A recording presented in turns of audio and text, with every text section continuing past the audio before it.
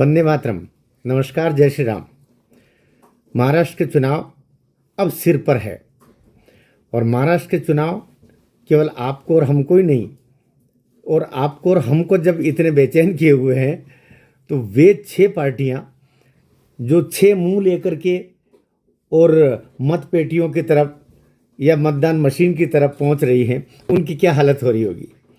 मैं बार बार कहता रहा हूं कि राजनीति में नीति होना आवश्यक है, और जब कोई राजनीतिक दल, वो है तो राजनीतिक दल लेकिन नीति उसके पास में नहीं है, या फिर वो नीति से अलग हट गया है, अपना रास्ता छोड़ दिया है, तब उसको वापस पांव जमाने में एड़ी चोटी का जोर लग जाता है और कई दफ़े वो उखड़ जाता है। ऐसे बहुत उदाहरण मिल जाएंगे जो राजनीतिक दल बढ़िया से बनाता है, किसी सिद्धांत को लेकर चलाता है, लेकिन बाद में अपने सिद्धांत से समझौता किया और फिर वो कहीं का नहीं रहा। मैं अगर महाराष्ट्र की बात करूं तो महाराष्ट्र में इस समय 2 किनारे एक साथ हो गए हैं, 2 धाराएं एक साथ हो गई है, 2 विचार एक साथ हो गए हैं।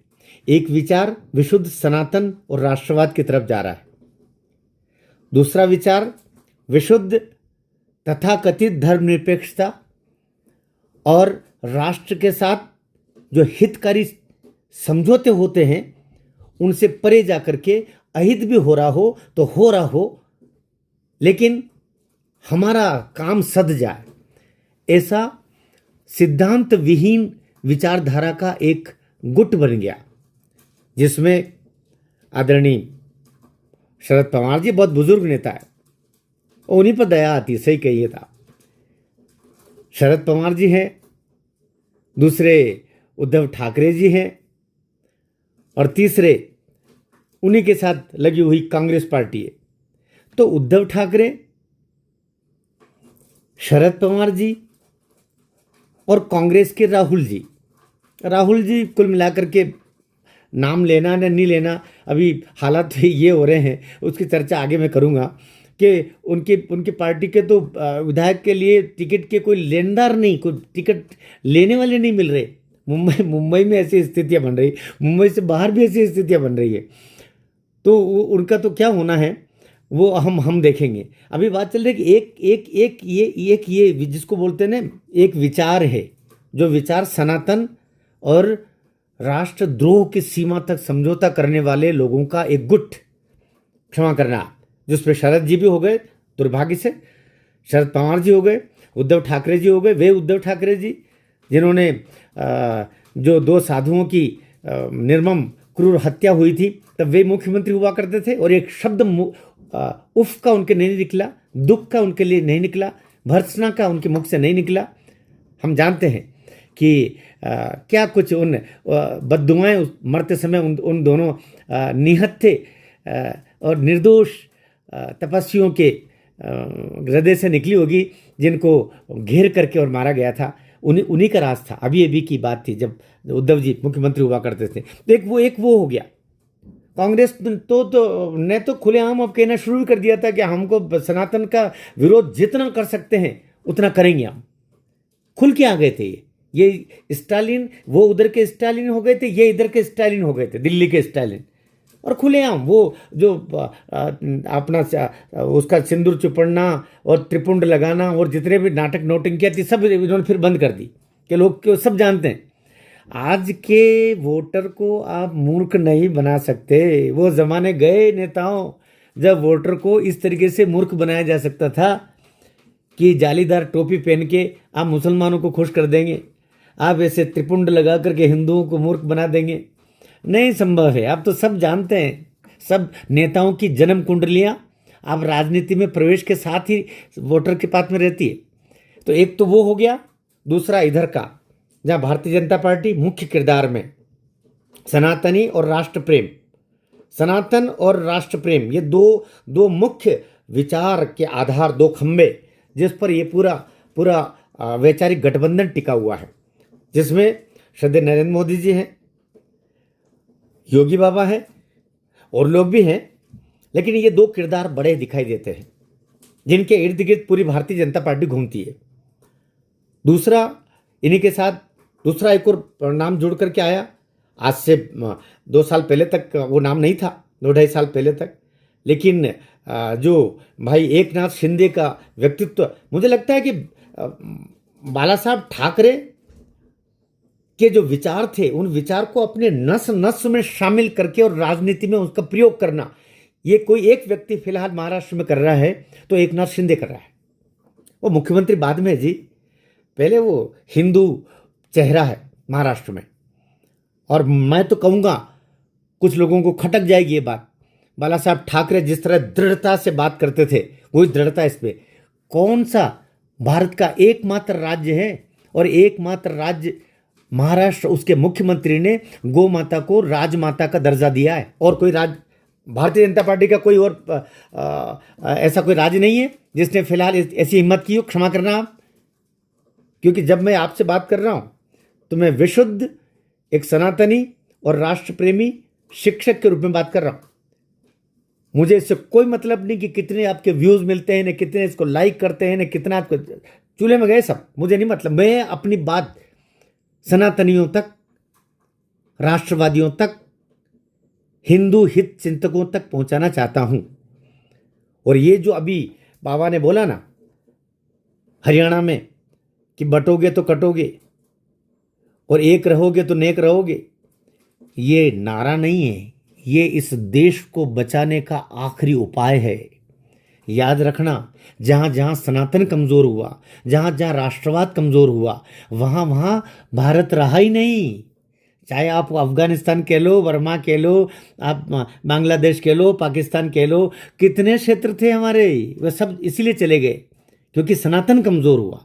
और जैसा ही विधर्मियों का कहीं उनका दबदबा शुरू होता है, वो पहले ही काम ये करते हैं, उखाड़ फेंकते। बांग्लादेश में क्या हो रहा है, इसलिए हम देख रहे हैं। तो यहाँ पर भारतीय जनता पार्टी है दूसरी ओर, मैंने बता ना, एक विचार उधर गया, एक किनारा उधर गया, एक दल उधर गया, एक दल गठबंधन उधर गया। एक दल नहीं, वो 3 दल है और 3 तिगाड़े काम बिगाड़े उधर भी होना है। लेकिन यहां जो है, यहां भारतीय जनता पार्टी मूल में है, उसके साथ में एक नाथ शिंदे जैसा हिंदुत्व चेहरा। राजनीति में आपका चेहरा काम करता है। जैसे अटल जी बोला करते थे ना कि मुझे अपने से ज्यादा, अपने जीवन से ज्यादा अपने चेहरे की चिंता। चेहरा मतलब क्या? वो जो क्रीम पाउडर लगा के चेहरा घूमते, वो चेहरा नहीं। मेरी छवि, मेरे बारे में जो विश्वास जनता में है, मेरे वोटर्स में है, मेरे देश के नागरिकों में है, मुझे चाहने वालों में है, मुझे नेता मानने वालों में है, उनका, वे मुझे जैसा चाहते हैं, जिस रूप में मुझे स्वीकार करते हैं, उससे मैं टस से मस नहीं हो सकता, उसके साथ में समझौता नहीं कर सकता। यही चीज योगी बाबा में है, यही चीज नरेंद्र मोदी जी में भी, टस से मस नहीं होना। एक नाथ शिंदे में भी वही चीज है। वो बंदा अपने तरीके से ठेठ सनातनी, ठेठ हिंदुत्व का चेहरा लेकर के वो चल रहा है, कोई कंप्रोमाइज नहीं, डुलमुल नहीं, डुलमुल नहीं। उद्धव जी यही तो मात खा गए। उद्धव जी बाल ठाकरे जी के संतान भर हैं, लेकिन वे जो गुण उस शेर में थे, बाल ठाकरे जी में थे, वो कहाँ हैं? वो सारे गुण, सारी संस्कार, सारी राष्ट्रभक्ति का उबलता हुआ रक्त के जो शिराएं दौड़ रही हैं, वो तो एक नाथ शिंदे के अंदर आई, उस शिष्य में आई, उस चेले में आई। राजनाथ ठाकरे, हमारे बाल ठाकरे जी के उस छोटे से शिष्य में, उस बेटे में आ गई। वो बेटा उनका रक्त जनित बेटा नहीं है, लेकिन संस्कार से बेटा है।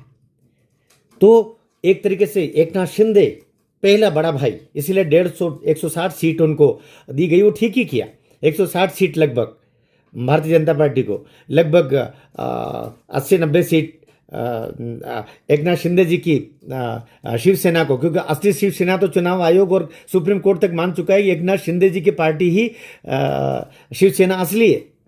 बाकी तो अपना नाम लेकर के कुछ भी आप फिर करते रहो। उद्धव जी वो है ही नहीं उनके पास में, न तो वे गुण रहे और न ही नैतिक रूप से आपको कुछ बोलने का रहा। आप जरा बहुत सनातन की बात उद्धव जी करते हैं तो इधर से दिल्ली में बैठा हुआ एक बालक फुफकारने लगता कांग्रेस का, कहीं कहीं फुफकारने लगते। शरद पवार जी की तरफ से भी फोन आ जाता होगा कि तुम क्या बोल रहे हो, ऐसे बोलोगे तो हमारे वो वही नहीं देंगे। हाँ, शुक्रवार के दिन जो पूजा करने जाते हैं, तो बड़ी मुश्किल है, बड़ी मुश्किल है। तो एक नाथ शिंदे नंबर 1 भारतीय जनता पार्टी, और हमारे कहना चाहिए कि पूरा नेतृत्व काम कर रहा है। पूरा नेतृत्व इसमें सक्रिय है।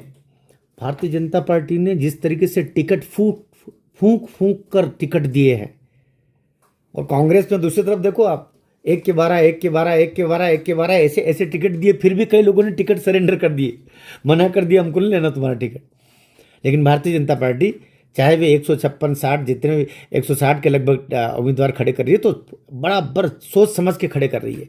और कुर्सी का त्याग करना, ये जो भरत की का जो गुण है, भरत का गुण कि मैं खड़ाऊ लेकर के राज चलाऊंगा लेकिन इस सिंहासन पर नहीं बैठूंगा, तो ये त्याग करना ये बाला साहब ठाकरे के पास में था कि मैं बनाऊंगा, मैं नेता बनाऊंगा, मैं इस कुर्सी पर मैं लोगों को बिठाऊंगा, लेकिन मैं स्वयं कभी नहीं बैठूंगा। ठीक को भी उनके विपरीत उद्धव जी प्राण निकले जा रहे हैं, मुझे चेहरा बना दो, मुख्यमंत्री का मुझे चेहरा बना दो। उन्होंने दोनों शरद पवार जी और कांग्रेस की तरफ से बोले चेहरा वेरा कुछ नहीं, जिसके ज़्यादा सीटें आएगी वो बनेगा। क्या के चेहरे की बात उसमें, तो बड़ी बड़ी विचित्र स्थिति। मुझे लगता है बाल ठाकरे दिन में कितनी बार लोगों को महाराष्ट्र में याद आते होंगे। एक वो थे बाल ठाकरे, और एक ठाकरे सरनेम लेकर के ये भी भैया जी तो अपना काम कर रहे हैं।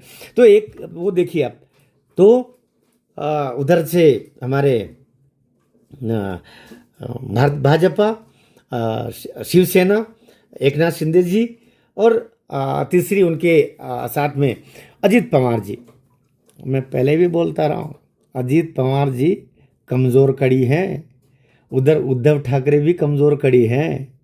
मैं सच बोल रहा हूँ, ये अगर समीकरण गड़बड़ा गए ना तो अजीत पवार गुड़क करके उधर भी जा सकते हैं, और समीकरण उधर बिगड़ गए तो उद्धव ठाकरे जी गुड़क के इधर भी आ सकते हैं।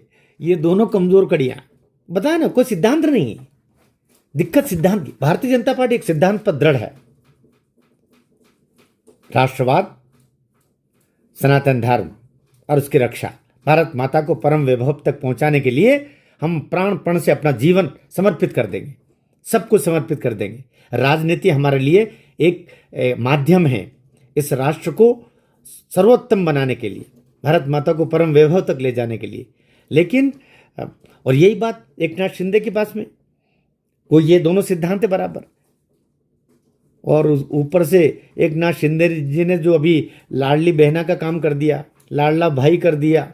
मुझे लगता है कि लाडली बहना, लाडला भाई और भतीजे और ये सब रिश्तेदार मिलकर के इस एकनाथ शिंदे जी को, भाजपा को जिता देंगे वहाँ पर। तो तीसरा, मैं बहुत कम समय पर बोलना चाह रहा हूँ हमारे अजीत पवार जी के बारे में, क्योंकि वे बहुत गुड़क पुड़क के आए। एक दिन के लिए उप मुख्यमंत्री बन गए, फिर वापस उधर से चले आए, फिर वापस इधर से चले आए। अरे भाई, कोई कोई कोई कोई कोई ठिकाना है कि नहीं है? कितने गुड़कोगे? और यही उद्धव जी के बारे में, भाजपा के साथ मिलकर के 5 साल पहले चुनाव लड़ा, बढ़िया स्थिति बन गई, नहीं मैं मुख्यमंत्री बनूंगा, नहीं मैं मुख्यमंत्री बनूंगा। आखिर मुख्यमंत्री बनने के लिए तुम उन लोगों के साथ में जुड़ गए जो इस राष्ट्र को टुकड़ों टुकड़ों में बांटना चाहते हैं, और 2.5 साल में तुम खुद टुकड़े टुकड़े हो गए। तो अभी ये राजनीति की कमज़ोर कड़ियां हैं।